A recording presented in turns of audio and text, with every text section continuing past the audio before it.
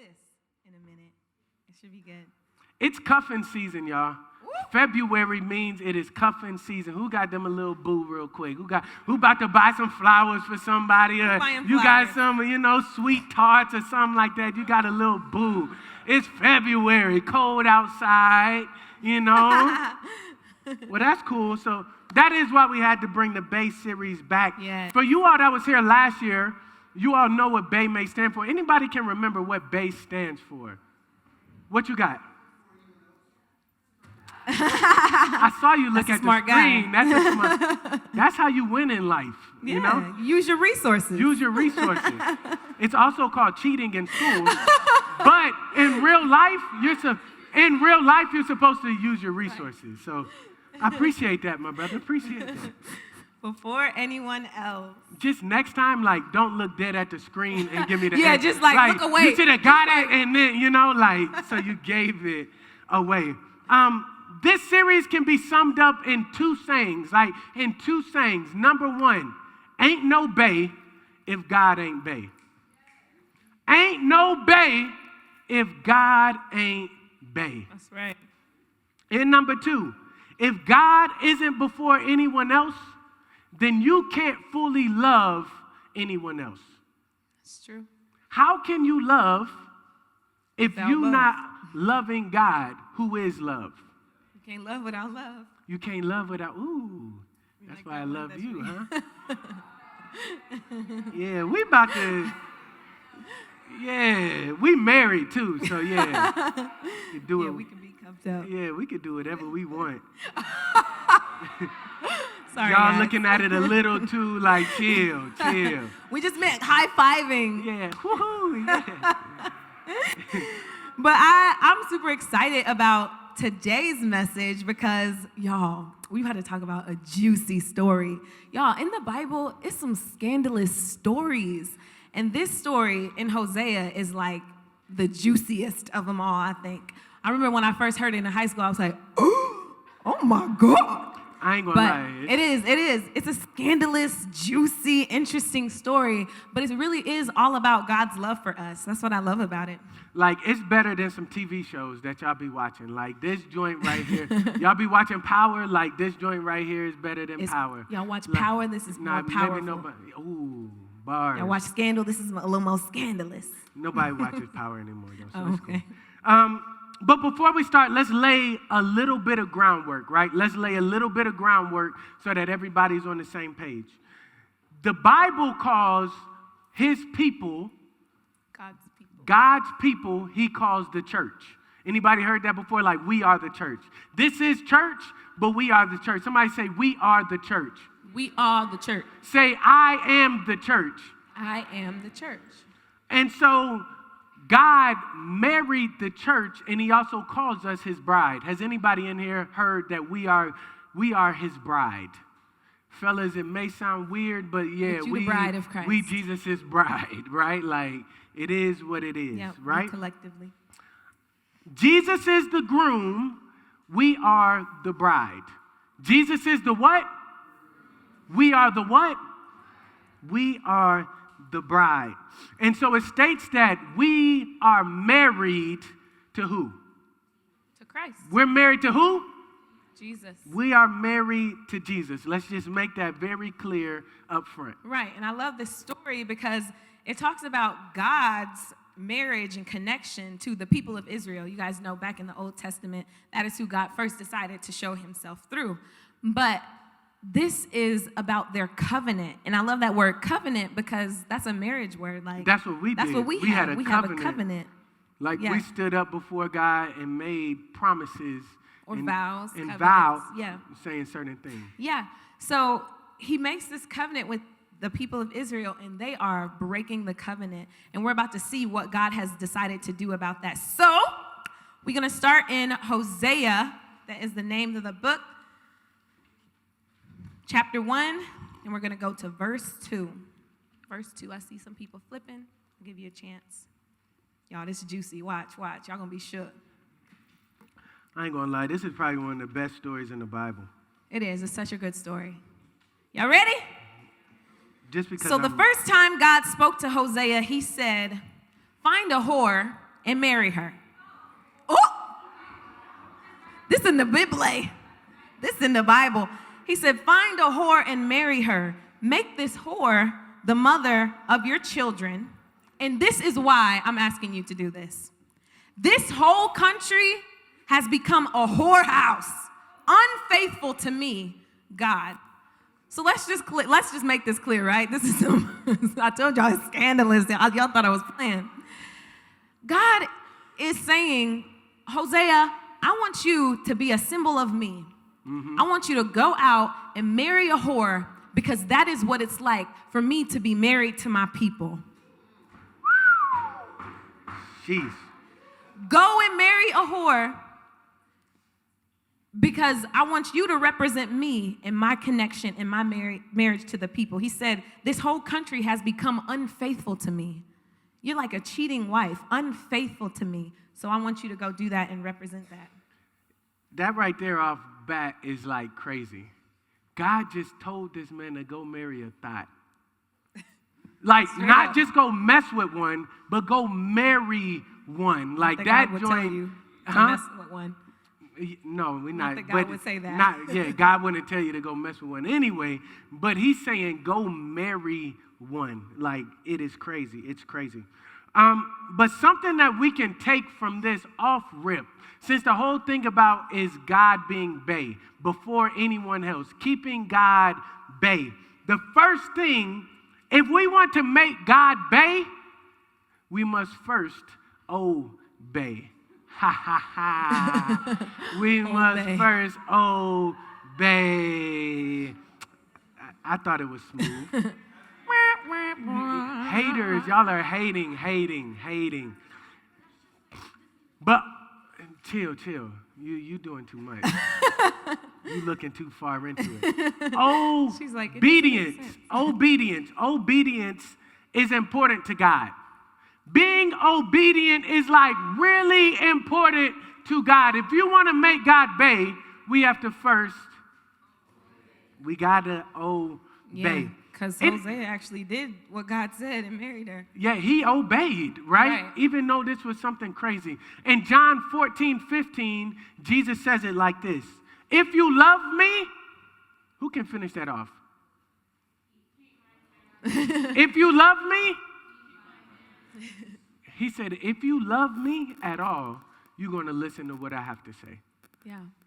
So if you don't love him, you don't keep his commandments. If you don't keep his commandments, you might not love him. That's interesting.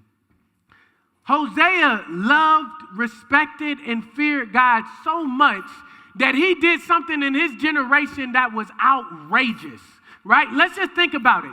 Like, that is outrageous in that time. Let's just be honest. In any time period, that's outrageous, right? In any time period, it's outrageous for you to go marry somebody who's just getting paid and messing around with a whole bunch of other people. While God may not be telling us to go that extreme. No, he's not telling nobody to marry no horse but right now. What is God telling us to do in our generation that is different, that is outrageous, that is unique, that is out of the box? What is God asking us to be obedient about? Let's just name a couple of them. Number one, is he asking you to save yourself before marriage? Number two, is he asking you, if you're a virgin, to stay a virgin until you get married? Number three, is he asking you to not mess with the same sex even if you have those urges? Number three, is he asking you not to send nudes even when everybody's asking and it's normal to send that stuff? Is he asking you to do something that's different in this generation, just like he asked Hosea to do something different? He's asking you to do that, bro.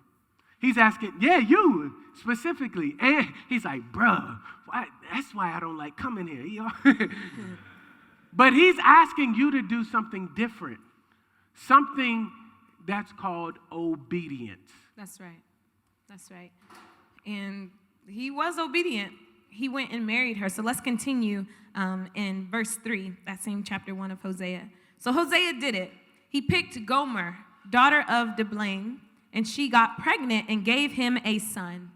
Then God told him, name him Jezreel, because it will not be long before I'll make the people of Israel pay for the massacre at Jezreel. So there was some really crazy violence that happened at Jezreel, like a disgusting war. They were doing some terrible, terrible things just in that violence. Let's continue at verse 6. Mm-hmm. So Gomer got pregnant again, and this time she had a daughter. Dang. And God told Hosea, name this one No Mercy, because I'm fed up with Israel. I've run out of mercy, and there is no more forgiveness. Obviously, God is upset. Like, for God to not have any more mercy, any more forgiveness, that's scary. I couldn't imagine that. If God ran out of forgiveness, like, we would be in trouble. Right. That's a bad place to be. Right. Sheesh. And then in verse 8, now when she had wounded No Mercy, she conceived and bore a son. Then God said, call him Lo-Ami, which means not my people. For you are not my people, and I will not be your God. So God is fed up. Like we said, we set the groundwork. God has told Hosea to go and marry Gomer, who is a whore. Go and marry her as a symbol of my marriage to my people. And now God is done with the people. This is pretty much like the divorce statement. You're not my people. You're not my bae. I'm done with you. I've cut you off at this point. You're no longer mine. And it's almost like a covenant, right? When you get in a marriage, there's a covenant that happens. Right. And there's certain things that if Jamelia did, like, it gives me a reason to break that covenant. It gives me a reason to hand her them divorce papers. Now, let me make something very clear. Would. Huh? Right. What? I didn't hear what you said. I said not that you would for any reason. It depends on what you do. I can't say that, right? There's some reasons that are going to get you, hand you them papers really quickly. I do love you, but if you love me, keep my commandments. Oh, my gosh. Thank you. Jermaine gets it back there because he's married. He's married. Keep my commandments, girl. That's right. But there are certain things, right? So I want to make this plain. You all may not be about to get married anytime soon, and some of you all may not want to get married, period, because based on what you have seen in marriage. I'm here to tell you today that is not how God intended it for it to be. God did not intend for divorce and things like that to happen. Sometimes, which we're going to talk about a little later, sometimes people get in those situations because they may not be ready. The only real legitimate reason that God gives for someone to have a divorce is if they cheat with somebody else. That's the only reason it shares in the Bible, right? Yeah. So that means anything else, if she steals all of our money is the same anyway, like my money, my money. But that's a tip for when you get married, all right? Don't have separate bank accounts like y'all need to have the same money, all right? That's helpful. But anyway, certain things could cause me to break the covenant. So in this situation especially, yes, they broke the covenant, which is why God is like, okay, well, bye. You're breaking my covenant. You've decided to go and cheat and do all your other things, so the covenant is broken. And so God can divorce them. And this is what God is contemplating right now.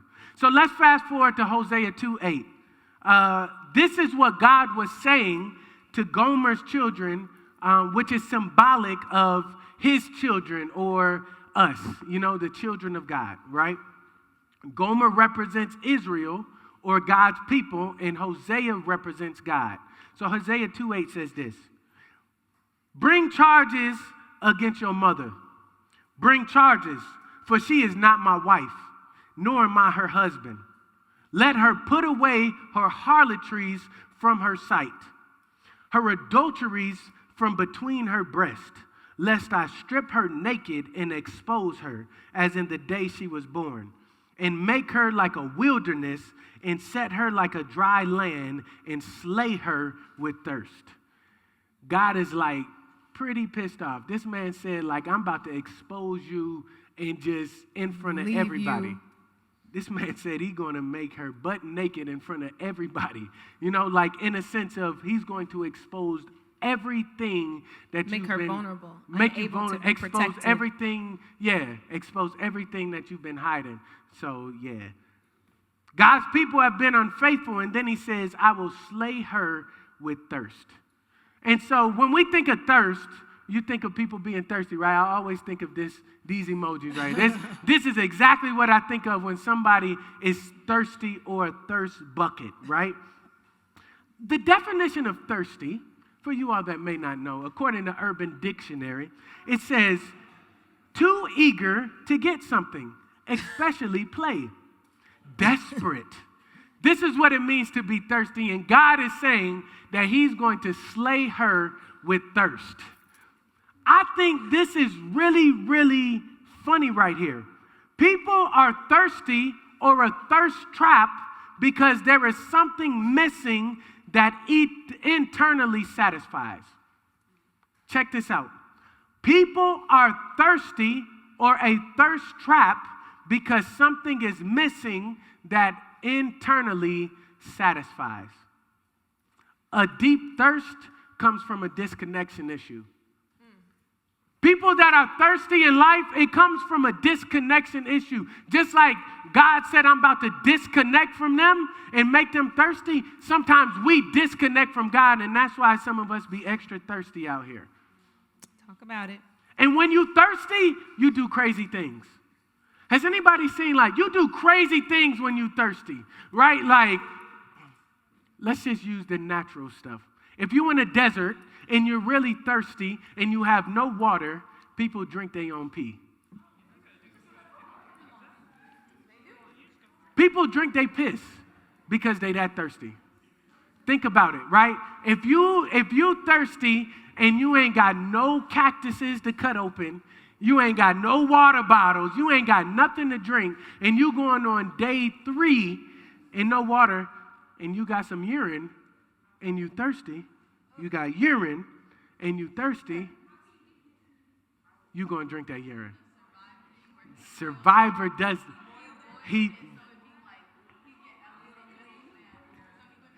made PT.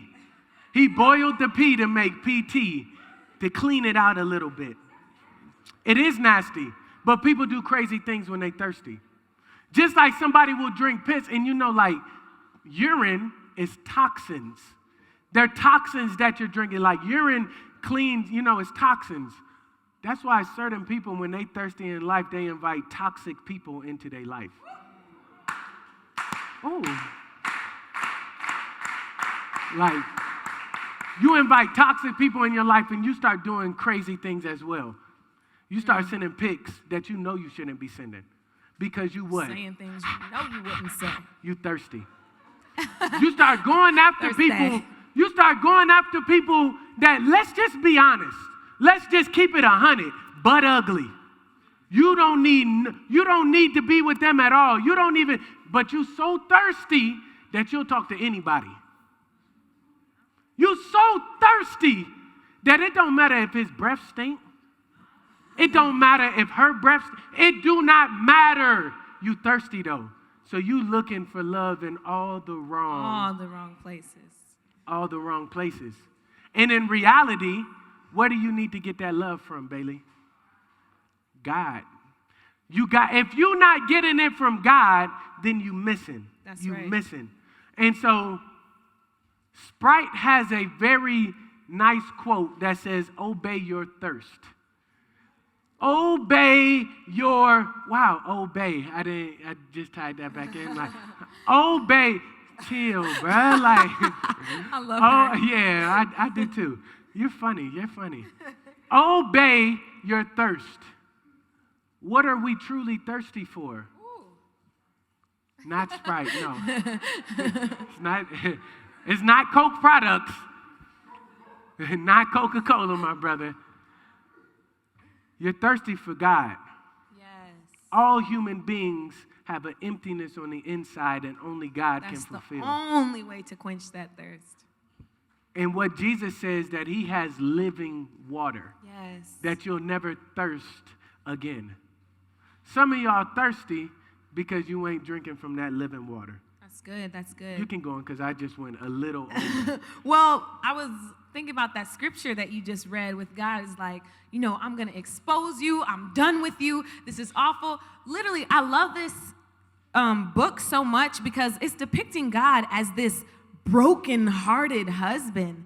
Like, I'm just in anguish. It's God, really, like, God is like, we see God in this way that, we hadn't seen God in other scriptures and other places in the Bible, just as his husband, like, my heart is broken. Why you keep doing me like this? All I do is love you, care for you, provide for you, just, wake you up in the morning, smile at you, and you just give me your butt to kiss and go off with other people. Seriously. And God is in anguish, heartbroken, angry, tired, and ready to divorce this cheating wife. And it leads me to our hub scripture, which is in Hosea. We're sticking in the book of Hosea here. We're still in chapter 2, verse 13. And it says, she, which, we're talking about the people, God's people, she decked herself with earrings and jewelry, and she went after her lovers, but me she forgot. Isn't that so? I know, like, that makes me like. Somebody said, oh. No, I promise. But that's facts. That's God's heart. Like, she just got herself ready, and she just forgot all about me. She went after her lovers, went after all of these things, and completely forgot about me.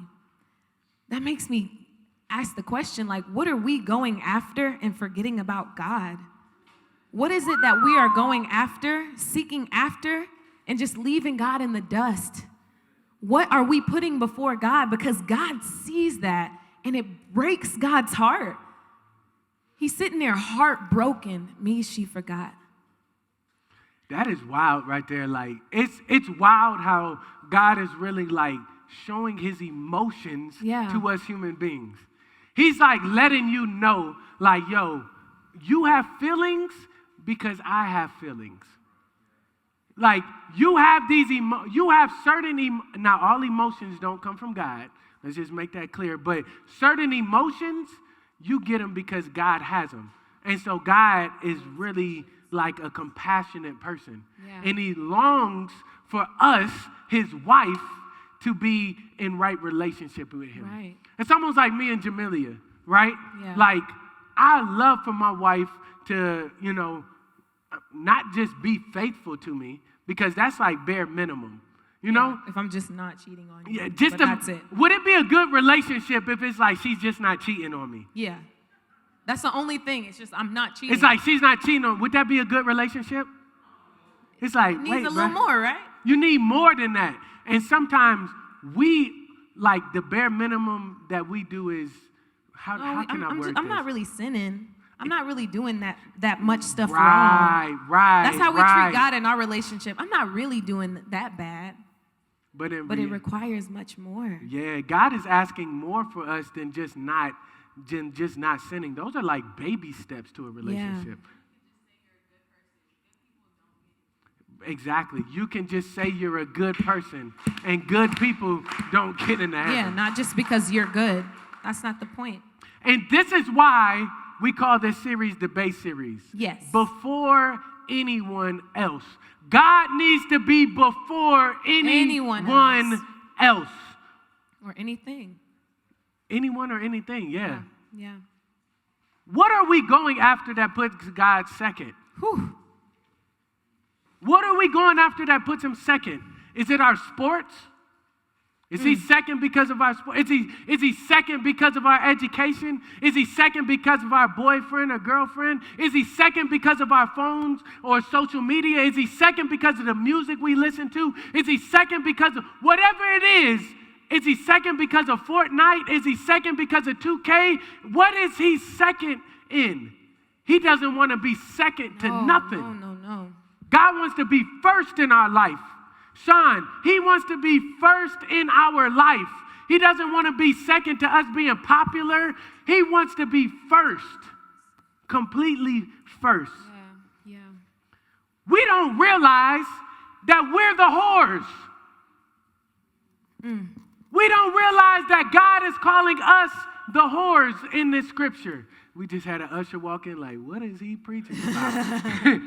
God doesn't realize, we don't often realize that in this analogy, he's calling us a hoe. Us.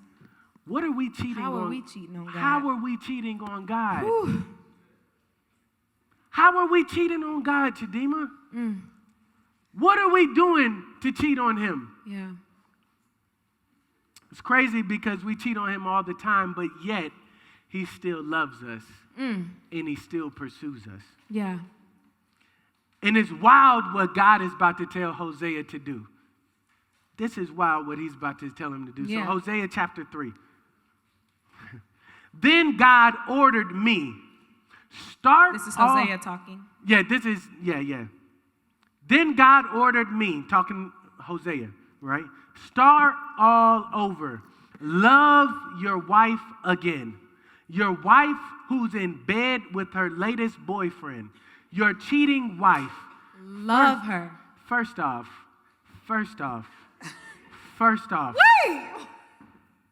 Babe, if you're in bed with another man and I'm at home with the children, like, because this is what is happening. Yes, that's what is happening. He had children. Where were the children? Probably at home with him. Yeah. And you in bed with another man? And God is and he's asking you saying, to come knock on the door and say, baby, come home. I love you. Boy, you sick if you think I'm, like, I am no sucker. Like, I am far from a sucker. But God is saying this is how much he loves his people. Mm-hmm. Like, this is how much I'm just going to be honest, like, I ain't at this place of love yet in my life. I'm not, babe, let's just keep it 100. You sleeping with another man, it's over. It's over. That's my body. Wait, all right. Yeah, it was meant like that. All right. It says, love her the way I, God, love the Israelite people. Even as they flirt and party with every god that takes their fancy. I did it. I paid good money. This is Hosea talking right here. I did it. I paid good money to get her back. It cost me the price of a slave. Then I told her, pretty much it just cost him a whole bunch. Then I told her, from now on, you're living with me. No more whoring and no more sleeping around. You're living with me and I'm living with you. That's crazy. And that's literally like God told him to do that, to go back, knock on the door while she's in bed with her latest boyfriend and be like, baby, don't be mad. Baby, come home. You're no longer doing this. And it's time for you to come back home with me. But that's the thing, Nehemiah. It's so, go ahead. I'm just saying, it says with her latest boyfriend. Right. With her latest one. How many did she have before? And you want me to come back and accept you? We laughing, but how many things have we put before God? Ooh, how many times? What is our latest thing that we've put over God? It's funny till it hit right here. How am I being the one? Who am I still in bed with, laying with? That thing hit a little different. What negative thing? When it talks about your life. Right. But what are we still, my bad, babe. Go ahead. I'm sorry. But what are we still laying in bed with that God is knocking at the door? I'm sorry, I'm getting ahead of myself, huh? Yeah. That God is knocking at the door saying, come on, get out of bed. Yo, leave them alone. Leave them alone. Come with me. I was just going to say, you're like, man, I would never do that. That's crazy. But God does stuff like this all of the time. Yeah. God is willing to do such extremes to show us that God loves us. He's willing to do the most dramatic, scandalous, crazy things just to get us to realize, baby, I love you. I love you. This is God's heart toward each and every one of you. Come back with me. Get out of bed with whoever, whatever thing that you're putting before me, and come back home to me. God is coming. He came to get us. rescued us, even literally, right? Yeah. And something that I want to just make sure that we understand right here is this. God considers adultery, like cheating on him, idolatry, right? Like idolatry is adultery. So when you have an idol, when you have something that you put above him, he calls that cheating on him. Yeah. All right? So when we're saying cheating on him, like what are you putting above him? Yeah. So are you putting what you want to do in life over what he wants you to do in life? Yes, talk about it. Are we putting our desires over his desires? Yeah. If God is asking us to live a certain way, he's asking us that for a reason. Right. God is not asking you all to keep yourself pure just because he wants to stop you from having fun. Let's just keep it 100 right now. God is trying to protect you. That's right. And you think that he's just trying to stop you from having fun. This is exactly what Adam and Eve, this is how Adam and Eve slipped. Yeah. Satan told them, take this fruit. God is trying to protect them. He tells them, don't eat the fruit. Adam and Eve say, oh, nah, but this looks good. Right. It looks good to the eyes. We talked about that the other week. Looks good, smells good. It's appealing. Why is God trying to stop me from doing this? God has set certain things up. Ooh, he loves Sex, you need a license for sex. You need a license. Sex can be very dangerous. It's almost like driving. You're looking like, where is he going with this? It's almost like driving. Just like you need a driver's license to be out on the road legally, right? You need a driver's license. Or it can be dangerous, right? Or it can be really dangerous. Just like sex, you need a license. It's called a marriage license. Hello. Right? Chill. You need a marriage license, and it's because he's trying to protect you. That's right. He's saying this, don't give yourself away to somebody who's not going to commit themselves to you for life. If they're not going to commit their life to you, don't open them legs up to them. No. If they're not willing to get down on that one knee and say, meet me at the altar in your white dress. Sing, baby. Yeah, we ain't getting no younger. We might as well do it. Like, I don't Y'all ain't ready to get married yet. I don't know the let's get married. Yeah. Okay. It wasn't. No, it's not good. But the thing is this, and fellas, this goes the same for you as well. If a girl is trying to get in your zipper and you ain't thinking about marrying her, leave her alone. It's for your good. There's a lot of I don't like her. There's a lot of things they're trying to protect you from. Yeah. Lots of things, right? And so we're going to talk about those things a little later in life in the series, but I'm telling you all right now, like, if you ain't got that license, what you doing? Right. Don't be driving with no license. Don't be driving. But I love this, Nima. I'm just saying, like, God is always willing to come and rescue us, to come get us out of cheating on him. We're cheating on him, but he's the one coming to get us. We're cheating on him. We're doing all of these things that we're not supposed to be doing. And it's, you would expect this wife to come back to her husband, I'm sorry, please forgive me, and then there's steps to it. But no, God is like, no, I want you back. Mm-hmm. I don't care if you're sorry or not. I want you back, and I want you back now because I love you with every bone in my being. I don't even know if God has bones. I love you with every part of my spirit. I love you so much, and I'm willing to come get you even though you're wronging me. I'm willing to step all the way down and come and rescue you even though you're the one who did wrong. Probably while you still hate me, while you still love that boyfriend, I'm still coming to get you. While you still have that ahead of me, I'm still coming to get you because I'll never stop pursuing you. I'll never stop going after you until I've won your heart. Until the day I return completely, I'll never stop pursuing you until your heart is mine. And that's God's heart toward us. Mm-hmm. God loves us so much. He never stops. And the greatest act was not when God did this as a symbol, because you realize this was a symbol. Hosea did this as a symbol of God's love.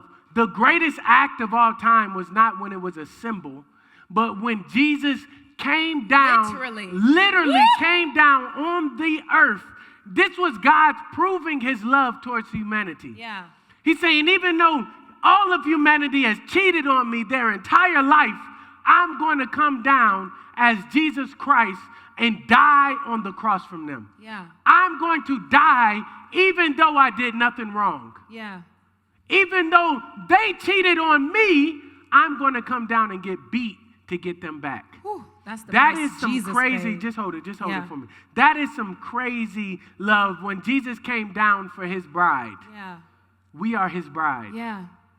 Even though as a bride, as a bride, something that just hit me is this. Mm-hmm. When you come down the aisle, most times when you're considered a virgin, you wear all white. Not cream, not yellow, all white. Think about if we were coming down the aisle and all of our sins and how we lived was on the dress. Splattered on our dress. Jesus. Our dress would not be white. What color would our dress be? Our dress would be brown. A big stain on the side. Doo-doo brown. Like it's going to be black. It's going to be stained up. And think about that. She's coming down the aisle with a beat up dress, right? Wow. And Jesus is standing there in the front like this. Oh boy, crying or like, oh wow, boy, I can't wait. I just can't wait till you come into my arms. Even though you looking busted, she looks a and mess, disgusted, and he's and excited hot and dirty, Jesus, nasty looking, and Jesus is like, please, just come to me. Please, like, I'm so glad to make you my wife. I'm so excited to accept you the way you are, because when you come to me the way that you are, I'm going to clean up that dress, girl. I'm gonna take some soap and some bleach, and I'm gonna clean that dress up, because my blood is gonna make that dirty thing clean. That's right. That's right. That is how God wants us to come to him. Don't wait until you get your life perfect to come to Jesus, because you'll never come to him. Right. You will never be perfect enough to come to Jesus. Come dirty. With your dirty dress. With your dirty dress and your dirty drawers. Like, come with all your dirtiness. Right. So it's our choice, right? Jesus is coming, knocking at the door while we're in bed with our lover. And our choice is to stay in bed with this thing that is blocking us from God. Do we want to stay in that bed, that adulterous bed where we're cheating on God, or are we going to go home with our God? Which one? That's the choice here. Yeah. We can stay there and lie there, or we can come back home with the God who loves us just as we are. Those are the two choices that he gives us. Stay cheating on him or come with him. So with that being said, I just want everybody's heads bowed and eyes closed. And what I want you to do